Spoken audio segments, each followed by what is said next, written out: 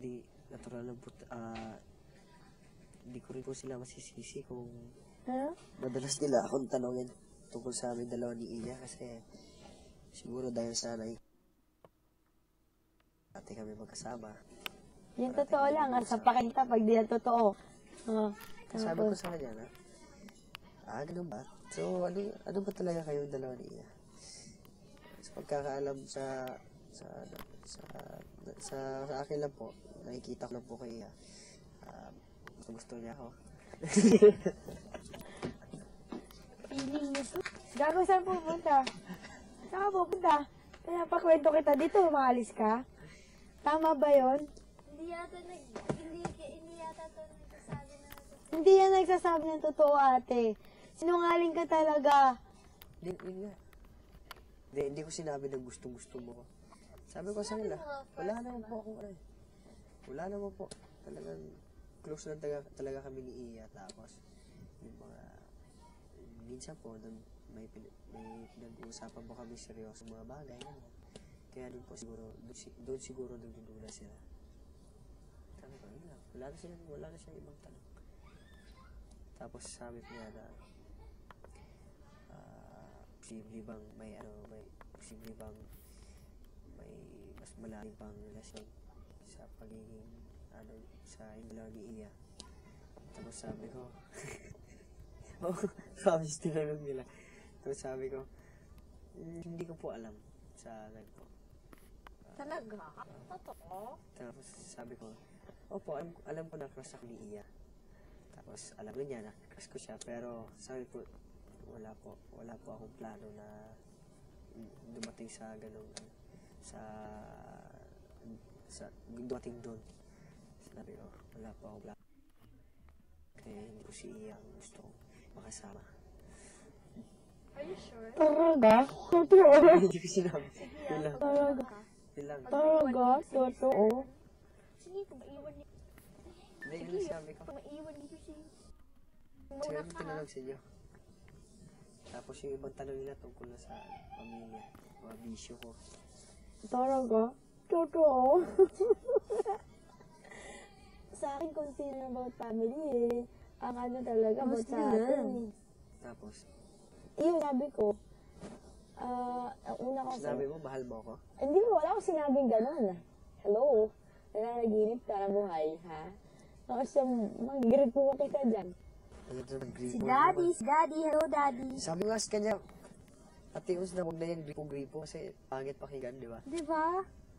Daddy, oh.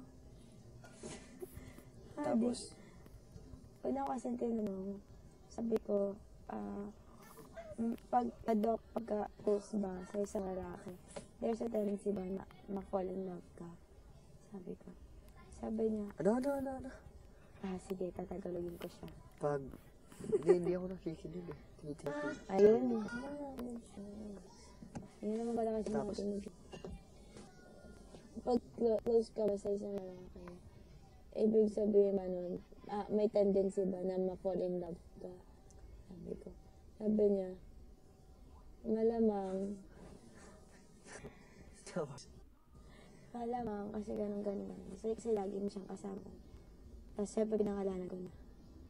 Sino? Si Eman, joke. Sino? Girlfriend si Eman. Best joke lang yun. Bakit? May girlfriend ka rin naman ah. Sino sinabi mo?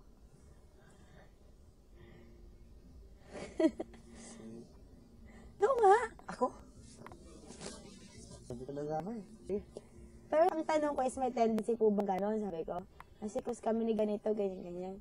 Sabi niya, kung confused ka, kasi sabi ko, meron po kasing moment, may mga time po na parang best friend na talaga yung tingin ko, tapos brother, tapos minsan parang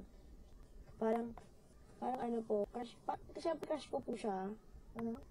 Tapos ayun, tapos sabi niya ko, dito lang daw ako. Nalilito daw ako kung ano ba talaga, kung meron ba o wala. Gaya kahapon. No? Mga confusions niya kahapon, no? Confusions niya kahapon dito nung kumakain tayo ng pansit. Oh. No?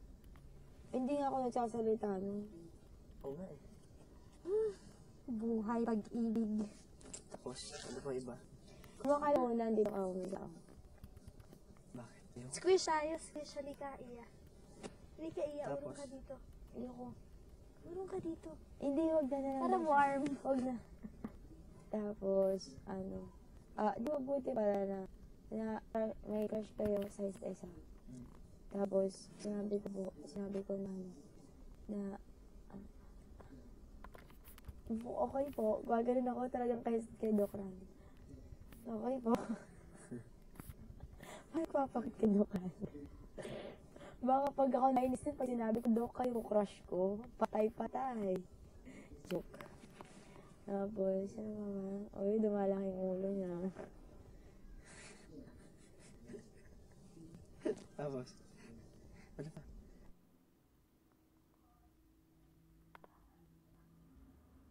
Parang dalawa. Kanina sa simbahan, nung peace something, gano'n, yung peace. Siyempre, nagbeso-beso.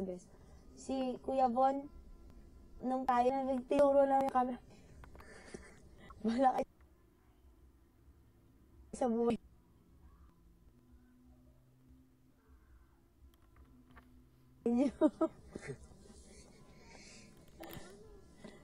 Nung iba naka-focus yung camera. Ate, anong gagawin? Anong ginagawa mo? Ano yan? Ayun, yung camera. Sa iba naka-focus. Tapos tayo nasa kanan naman tinuro ni Kuya Von doon. Kinagano, parang ganon.